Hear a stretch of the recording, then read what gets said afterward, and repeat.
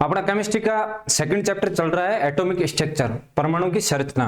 उसमें अपन ने क्या क्या पढ़ लिया? अपन ने पढ़ लिया कैथोड किरणें, एनोड किरणें या कैनाल किरणें। कैथोड किरणों से इलेक्ट्रॉन की खोज हुई, एनाल किरणें और एनोड कैनाल किरणों से प्रोटॉन की खोज हुई, और उसके बाद न्यूट्रॉन की खोज। तो अपने पास सब एटॉमिक पार्टिकल की खोज होगी। उसके बाद अपना नेक्स्ट टॉपिक आता है थॉमसन का परमाणु मॉडल। Thomson atomic model.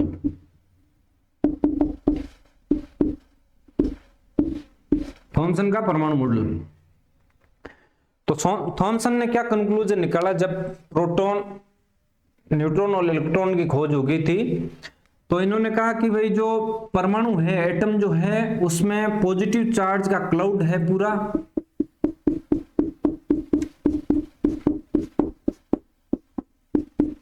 और इसमें कहीं कहीं पे इलेक्ट्रॉन धसे हुए हैं।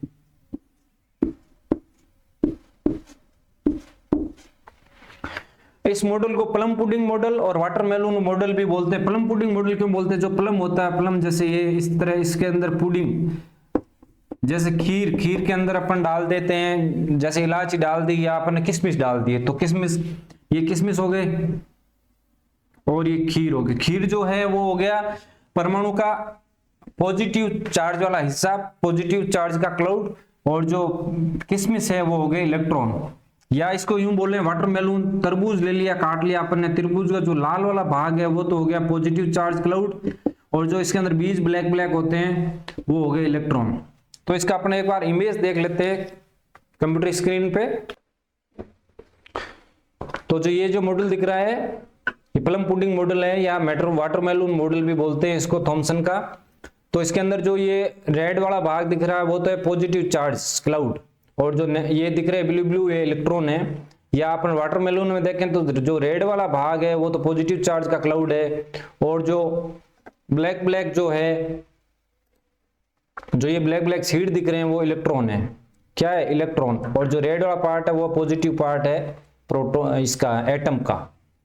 ठीक है, तो इन्होंने दिया था, और इन्होंने फिर साइज निकाली थी, इसकी त्रिज्या निकाली थी, वो 10 की घात -10 मीटर निकाली थी एटम की।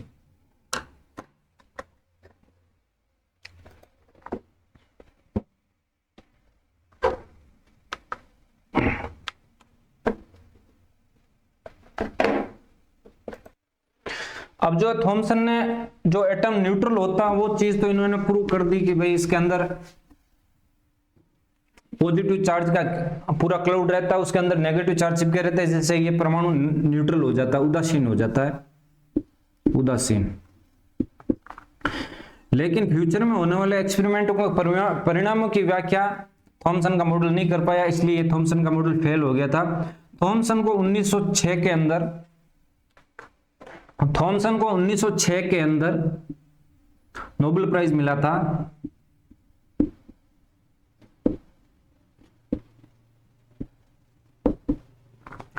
नोबेल पुरस्कार इनको इन मॉडल के लिए नहीं मिला था, नोबेल पुरस्कार इनको मिला था, इन्होंने गैसों के अंदर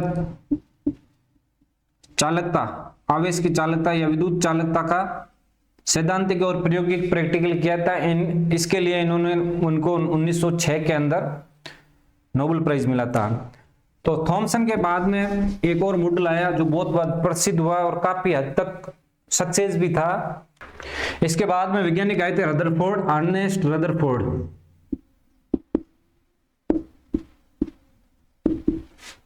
अर्नेस्ट रदरफोर्ड, इन्होंने एक प्रैक्टिकल डिजाइन किया और परमाणु का मॉडल दिया। इन्होंने क्या प्रैक्टिकल डिजाइन किया अपन देखते हैं कंप्यूटर स्क्रीन पे।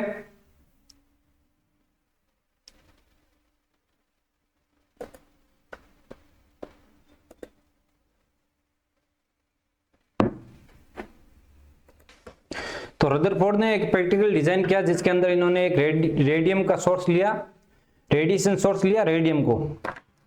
तो रेडियम जो है वो रेडियो एक्टिव पदार्थ है जो अल्फा पार्टिकल प्रोड्यूस करता है।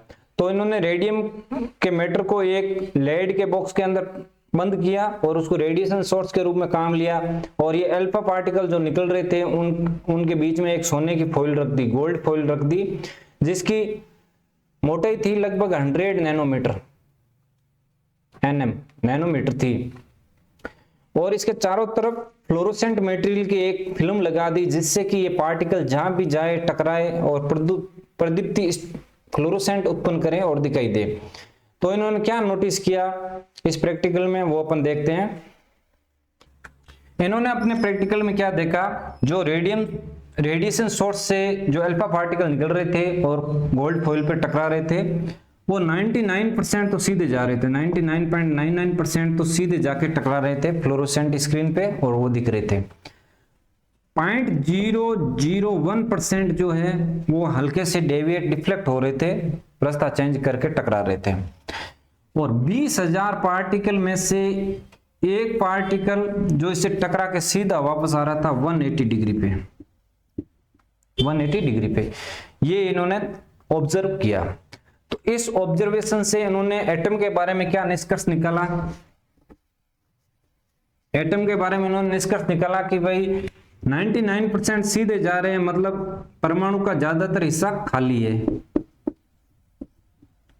परमाणु का ज्यादातर हिस्सा खाली है, रिक्त है।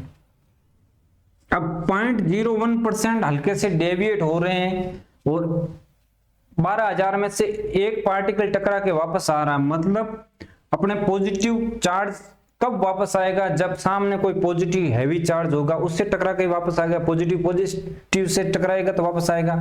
तो इन्होंने कहा कहीं पे भी परमाणु के केंद्र के अंदर छोटी सी जगह के अंदर पॉजिटिव चार्ज सिमटा हुआ है।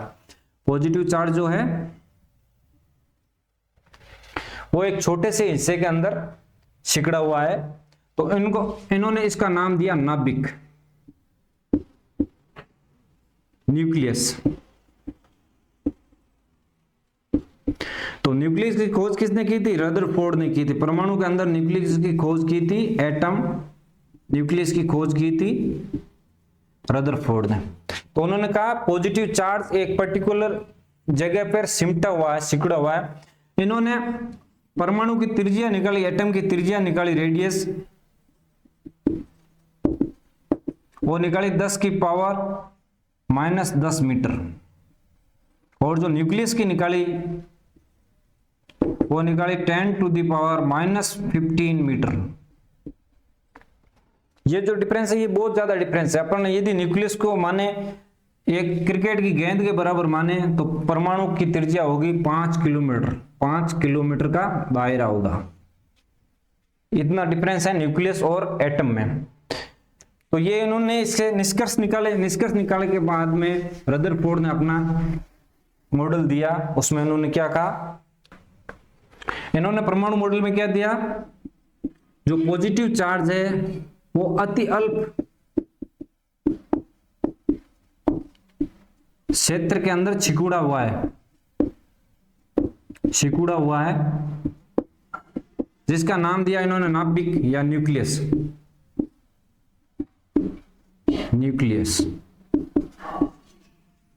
ठीक है। सेकंड इन्होंने कहा जो इलेक्ट्रॉन है वो इसके चारों ओर वर्ताकार कक्षों के अंदर गति कर रहे हैं। मतलब इन्होंने सौर मंडल के अनुसार इन्होंने मॉडल दिया। तो सूरज जिस तरह से नाभिक को सूर्य मान लो और जो बाकी ग्रह उसके चारों ओर चक्कर लगा रहे हैं उनको इलेक्ट्रॉन मान लो।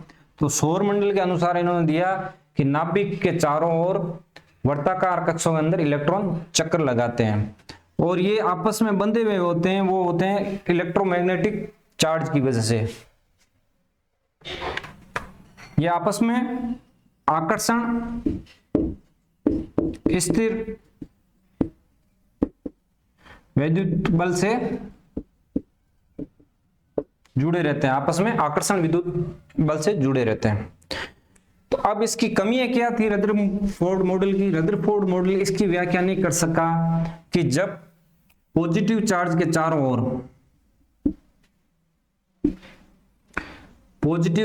चारों ओर नेगेटिव चार्ज गति करेगा तेज रफ्तार के अंदर, तो ये विकिरण उत्सर्जित करेगा। तो इसकी एनर्जी का हास्य होगा या एनर्जी लॉस होगी। तो ये एनर्जी लॉस होगी तो इसके अंदर अट्रैक्ट होता हुआ ये नाभिक के अंदर आ जाएगा और परमाणु का अस्तित्व रहेगा ही नहीं। तो इस वजह से इनका मॉडल फेल हो गया था। इसकी ये व्याख्या नहीं कर सके। सौर मंडल के अंदर क्या होते हैं, जो ग्रह होते हैं वो चार्ज नहीं होते, इसलिए वो सूर्य के चारों ओर चक्कर लगाते। लेकिन चार्ज पार्टिकल, जब विपरीत आवेश के चार्ज पार्टिकल एक दूसरे के अराउंड घूमेंगे तो विकिरण उत्सर्जित करेंगे या एनर्जी का लॉस करेंगे, तो ये इस स्थायित्व में नहीं आ पाएंगे। तो ये फेल होने का ड्रॉबैक था जो इसका रदरफोर्ड मॉडल का, वो ये था। आगे अपन स्टडी करेंगे परमाणु संख्या, परमाणु द्रव्यमान, आइसोटोप्स और आइसोबार्स के बारे में।